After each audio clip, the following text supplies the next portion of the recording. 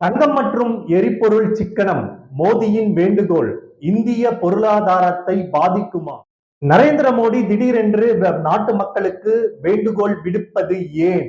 மகேந்திர வங்கியின் நிறுவனர் உதய கொடக் அவர்கள் கூறுவது என்ன? இந்திய செலவாணி இருப்பை பாதுகாப்பது அவசியமா? தங்கம் ஏற்படும் வளர்ச்சி விகிதம் என்ன? நடுத்தர வர்க்கத்தையும் விவசாயத்தையும் வலுப்படுத்த அவசியம் என்ன? முன்னாள் நீதி செயலாளர் அசோக் ஜா சொல்வது என்ன? பிரதமரின் வேண்டுகோளை தொடர்ந்து நிபுணர்கள் சொல்லுவது என்ன? அதை பத்தி தான் முழுக்க பார்க்க போறோம். நிகழ்ச்சிக்குள்ள போலாம்.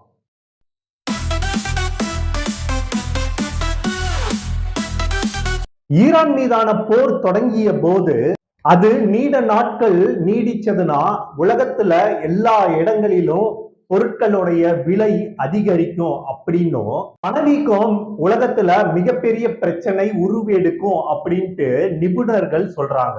ஹார்மோன்ஸ் நீரிணைய மூடப்பட்டதுல இருந்தே இந்தியாவுல எரிவாயு மற்றும் எண்ணெய் அதோட பாதிப்புகள் மிக பெரிய அளவுல மேலோங்கும் அப்படின்ட்டு சொல்லப்படுது. இந்த நிலையில பாத்தீங்கன்னா சமீபத்துல பிரதமர் மோடிஜி அவர்கள் வேண்டுகோள் விடுத்திருக்கிறாரு எல்லா நாட்டு மக்களுக்கும். அந்த வேண்டுகோள் என்னென்ன அப்படின்னா, பெட்ரோல் மற்றும் டீசல் நுகர்வை குறைக்க வேண்டும், பொது போக்குவரத்தையே அதிகமாக பயன்படுத்த வேண்டும், தேவையற்ற வெளிநாட்டு பயணங்களை தவிர்க்க வேண்டும், ஓராண்டிற்கு தங்கம் வாங்குவதை தவிர்க்க வேண்டும், வீட்டிலிருந்து வேலை செய்யும் முறையை கடைபிடிக்க வேண்டும், விவசாயிகள் ரசாயன உரங்களின் பயன்பாட்டை 50% வரை குறைக்க வேண்டும் அப்படின்ட்டு பிரதமர் நாட்டு மக்களுக்கு வேண்டுகோள் விடுத்திருக்கிறாரு. பிரதமரோட இந்த கோரிக்கைய நாட்டு மக்களுக்கு ஏதோ ஒரு பொருளாதார நெருக்கடி உருவாகும் சூழ்நிலை ஏற்படும் அப்படின்ட்டு சுட்டி காட்டுது.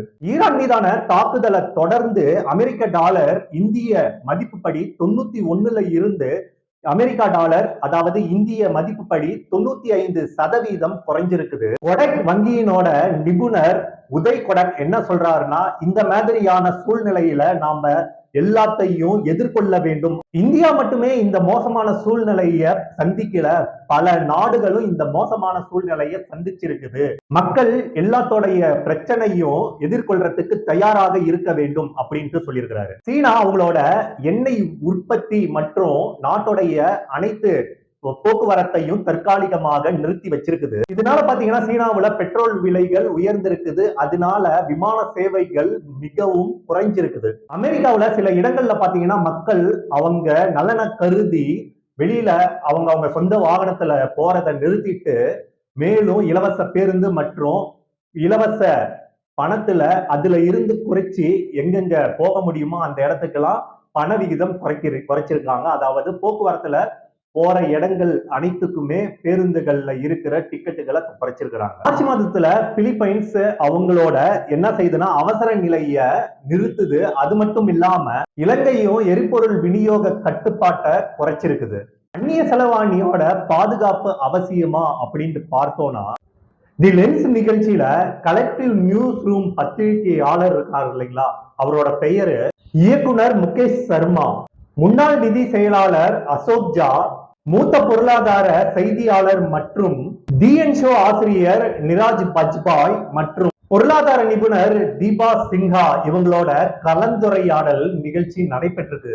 பிரதமருடைய அறிவிப்பை தொடர்ந்து எந்த விதமான சூழ்நிலை எழுப்பப்பட்டிருக்குது, அந்த கேள்விக்கு பதில் அளிக்கிற விதமா முன்னாள் செயலாளர் அசோக் ஜா என்ன சொல்றாருன்னா, இப்ப இருக்கிற சூழ்நிலை மிகவும் மோசமானதாக தெரியல. மேலும் முன்னாள் நிதி செயலாளர் அசோக் ஜா என்ன சொல்றாருன்னா, அந்நிய செலவாணி நிலைமை மிகவும் மோசமடையக்கூடும் என்பதை சுட்டிக்காட்டிய பிரதமர் பொதுமக்களுக்கு ஒரு வேண்டுகோள் விடுத்துள்ளார். மத்திய கிழக்கில் மோதல் தொடர்ந்தால் அது நமது அந்நிய செலவாணி கையிருப்பை தொடர்ந்து பாதிக்கும் வாய்ப்புகளை மறுக்க முடியாது. விரைவில் நிலைமை நிச்சயமாக தீவிரமடையக்கூடும். எனவே பிரதமரின் செய்தியின் முக்கியத்துவம் என்னவென்றால், அந்நிய செலவாணியை பாதுகாக்க வேண்டும், அதை வீணடிக்காதீர்கள் என்பதுதான். அதனால்தான் அவர் தங்கம் வாங்க வேண்டாம் என்றும் எரிபொருள் செலவை குறைப்பதற்காக வீட்டிலிருந்து வேலை செய்யுமாறு கூறியுள்ளார். தங்கம் இந்தியர்களின் மனநிலையில் கலாச்சார ரீதியாக ஆழமாக வேரூன்றிய ஒரு பொருளாகும். எனவே அதன் கொள்முதலை கட்டுப்படுத்த வெறும் வேண்டுகோள் மட்டும் போதுமானதாக இருக்காது. இதை கருத்தில் கொண்டு அரசாங்கம் தங்கத்தின் மீதான இறக்குமதி வரியை 6 15% உயர்த்தியுள்ளது. இருப்பினும் இந்த நடவடிக்கை குறிப்பிடத்தக்க தாக்கத்தை ஏற்படுத்தும் என நான் நினைக்கவில்லை. ஏனெனில் திருமணம் மற்றும் இதர பண்டிகைகளுக்காக மக்கள் ஏதோ ஒரு வழியில் தங்கம் வாங்கத்தான் செய்வார்கள். இருப்பினும் இந்த நடவடிக்கை எதிர்பாராத விளைவாக தங்க கடத்தலை அதிகரிக்கக்கூடும். 1990களில் தங்கத்தின் மீதான இறக்குமதி வரி வெறும் 2% குறைக்கப்பட்ட போது தங்க கடத்தல் நடவடிக்கைகள் பெருமளவில் நின்றுவிட்டன என்பதை நினைவு கூறலாம். இப்போது அது 2%இலிருந்து 6% உயர்த்தப்பட்டு தற்போது 15% மாறியுள்ளது. இது ஒரு தேவையற்ற விளைவாகும் அப்படின்ட்டு அசோக் ஜா சொல்லியிருக்கிறாரு. மேலும் அசோக் ஜா என்ன சொல்றாருன்னா, நமக்கு உண்மையில் தேவையானது நமது அந்நிய செலவாணி கையிருப்பு அதிகரிப்பதுதான். அந்நிய நேரடி முதலீடு மற்றும் அந்நிய பங்கு முதலீடு மூலம் இந்த கையிருப்பு நாட்டிற்கு கிடைக்கின்றன. எனவே முறையான கொள்கை முடிவுகள் மூலம் இந்த இரண்டையும் அதிகரிக்க நடவடிக்கை எடுக்க வேண்டும். உதாரணமாக கடந்த 2 அல்லது 3 ஆண்டுகளில் அந்நிய நேரடி முதலீடு வரத்து தேக்கமடைந்துள்ளது அல்லது குறைந்து வருகிறது. இந்த போக்கிற்கான காரணங்களை நாம் ஆராய்ந்து இந்த வீழ்ச்சியை தடுத்து திருத்த நடவடிக்கைகளை எடுக்க வேண்டும். அப்போதுதான் நம்முடைய நிகர அந்நிய நேரடி முதலீடு அதிகரிக்கும். அதே போல கடந்த சில மாதங்களாக வெளிநாட்டு நிறுவன முதலீட்டாளர்களும் நாட்டிலிருந்து தங்கள் பணத்தை வெளியே எடுத்து சென்று கொண்டிருக்கிறார்கள். அவர்களை நாம் எப்படி தடுக்கலாம் என்று சிந்திக்க வேண்டும். வளர்ச்சி விகிதத்துல சிக்கனம் நாட்டை ஏற்படுத்துமா அப்படின்னு பார்த்தோம்னா, பிரதமர் மோடி வேண்டுகோள் விடுத்ததுக்கு அப்புறம் ஒழுக்கத்தை கடைபிடிக்கிறதுக்காக ஒரு செயலையும் சொல்லி இருக்கிறாரு. இது ஒரு அறிவுரையாக பார்க்கப்பட்டாலும் அந்த நெருக்கத்துக்கான சூழ்நிலை ஏற்படுமோ அப்படின்ட்டு ஒரு சந்தேகம் ஒரு பக்கம் வருது.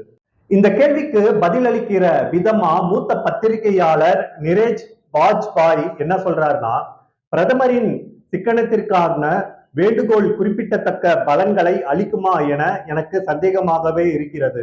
இதற்கு முதன்மையான காரணம் என்னவென்றால், நம்முடையது அதிக நுகர்வை மையமாக கொண்ட பொருளாதாரம் அல்ல. வரலாற்று ரீதியாகவே நாம் நமது அடிப்படை தேவைகளை மட்டும் பூர்த்தி செய்வதில் கவனம் செலுத்தும் ஒரு பொருளாதாரமாகவே இருந்து வருகிறோம். தரவுகளின் அடிப்படையில் பார்த்தால் நமது எரிபொருள் நுகர்வில் 30% பெட்ரோலாகவும் 70% டீசலும் பயன்படுத்துகிறது.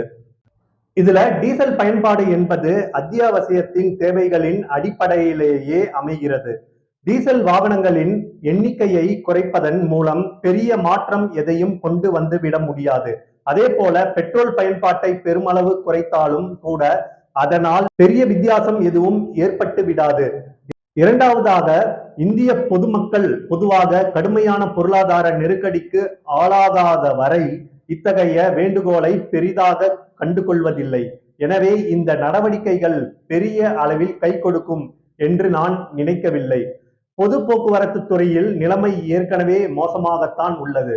மக்கள் வேறு வழியில்லாமல் கட்டாயத்தின் பேரில் அதை பயன்படுத்துகிறார்கள். மாற்று வழிகளுக்கான பற்றாக்குறை உள்ளது. இந்த வேண்டுகோளின் நோக்கம் மிகவும் நல்லதுதான். ஆனால் மக்கள் ஏற்கனவே தங்களின் மிக குறைந்தபட்ச தேவைகளுக்கு மட்டுமே எரிபொருளை பயன்படுத்தி கொண்டிருப்பதால் இதில் பெரிய அளவில் குறைப்பை கொண்டு வர முடியும் என்று தோன்றவில்லை.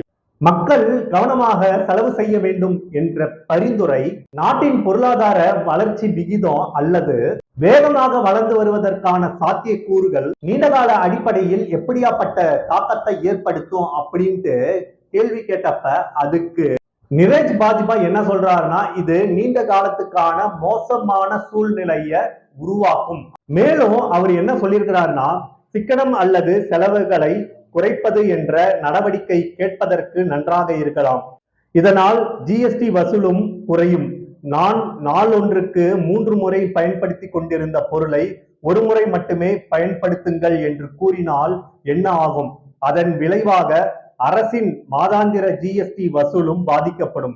எனவே பொருளாதார வளர்ச்சியில் ஏற்படக்கூடிய பாதகமான தாக்கம் தவிர்க்க முடியாது. எரிசக்தி செலவுகள் மிக வேகமாக அதிகரித்து வருவதால் பொருளாதாரத்தின் மீதான தாக்கம் ஏற்கனவே தொடங்கிவிட்டது. நுகர்வை அதிகரிக்க வேண்டும் என்பதற்காகவே அரசாங்கம் முன்பு ஜிஎஸ்டி வரியை குறைத்தது என்பதை நினைவு கூறுங்கள். ஆனால் இப்போது நுகர்வையே குறைத்து கொள்ள சொன்னால் ஜிஎஸ்டி வருவாயும் குறையத்தானே செய்யும். நடுத்தர வர்க்கத்தையும் விவசாயத்தையும் வலுப்படுத்த அவசியம் என்ன அப்படின்ட்டு நாம சிந்திச்சு கேட்டோம்னா, பிரதமருடைய இந்த வேண்டுகோள் சாமானிய மக்களுக்கு எப்படியாப்பட்ட சூழ்நிலை உருவாகும்? பொருளாதார நிபுணர் தீபா சின்ஹா என்ன சொல்றாருன்னா, இது ஒரு பெரிய அளவில் தாக்கத்தை ஏற்படுத்தாது அப்படின்னு சொல்லியிருக்கிறாங்க. மேலும் என்ன சொல்லியிருக்காங்கன்னா, பிரதமரின் வேண்டுகோளில் கூறப்பட்டுள்ள சில அம்சங்களும் சாமானிய மக்களுக்கு எந்தவித தொடர்பும் இல்லை. உதாரணத்திற்கு வெளிநாட்டு பயணம் செய்ய வேண்டாம் என்ற பரிந்துரையை எடுத்துக்கொள்ளலாம். சராசரி இந்திய குடிமகன் வெளிநாட்டு பயணம் மேற்கொள்ளும் அளவுக்கு பொருளாதார வசதி கொண்டவராக இல்லை. வீட்டிலிருந்தே வேலை செய்வது என்ற பரிந்துரையை எடுத்துக்கொள்வோம். நாட்டின் பெரும்பாலான தொழிலாளர்களின் எங்கிருந்து வேலை செய்ய வேண்டும், எந்த நேரத்தில் வேலை செய்ய வேண்டும் என்பதை அவர்களால் முடிவு செய்ய முடியாது. இது தவிர சாமானிய மக்கள் ஏற்கனவே பொது போக்குவரத்தையே பெரிதும் நம்பியுள்ளனர். தங்கம் வாங்குவதை பொறுத்தவரை தங்களிடம் போதுமான பணம் இருக்கும் போது மட்டுமே அவர்களை அதை வாங்குகிறார்கள். சமீப காலமாக தங்கத்தின் விலை கடுமையாக உயர்ந்துள்ள நிலையில் பெரும்பாலான சாமானிய மக்களால் தற்போது தங்கத்தை வாங்க இயலாத நிலையே உள்ளது. உண்மையில் பிரதமரின் இந்த வேண்டுகோள் வசதி படைத்தவர்களை நோக்கியே வைக்கப்பட்டிருக்க வேண்டும் என எனக்கு தோன்றுகிறது. அதாவது தனி விமானங்களில் பயணம் செய்வதை தவிர்க்க வேண்டும், வெளிநாட்டு பயணங்களை மேற்கொள்ள கூடாது, தங்கள் குழந்தைகளை உயர்கல்விக்காக வெளிநாடுகளுக்கு அனுப்புவதையும் தவிர்க்க வேண்டும் என்று அவர்களை வலியுறுத்தியிருக்க வேண்டும். இத்தகைய செயல்பாடுகள் அனைத்து நமது நாட்டின் மக்கள் தொகையில் மேல்மட்டத்தில் உள்ள 10 முதல் 20% மக்களிடம் மட்டுமே காணப்படுகின்றன. சாமானிய மனிதன் ஏற்கனவே சூழ்நிலை காரணமாக விருப்பம் இல்லாவிட்டாலும் பிரதமர் விடுத்த கோரிக்கையை தான் செய்து கொண்டிருக்கிறான். பொதுமக்களால் எந்த அளவுக்கு எரிபொருளை பயன்படுத்த முடிகிறது அல்லது தங்கம் வாங்க முடிகிறது, அவர்கள் இப்போதும் கூட சிறப்பான பொருளாதார சூழ்நிலையில் இல்லை. இருப்பினும் இறுதியில் எண்ணெய் விலைகள் உயரும் போது அதன் சுமை சாமானிய மனிதன் மீதுதான் விழும். நடுத்தர வர்க்கத்தினர் பிரதமருடைய வேண்டுகோளை ஏற்க வேண்டுமா அப்படின்ட்டு தீபா சின்ஹாவுக்கிட்ட கேள்வி எழுப்பியிருக்காங்க. அதுக்கு அவங்க என்ன சொல்லியிருக்காங்கன்னா, தற்போதைய பொருளாதார சூழ்நிலை கருத்தில் கொள்ளும் போது நடுத்தர வர்க்கத்தினர் கவலைப்பட காரணம் இருப்பதாகவே தோன்றுகிறது.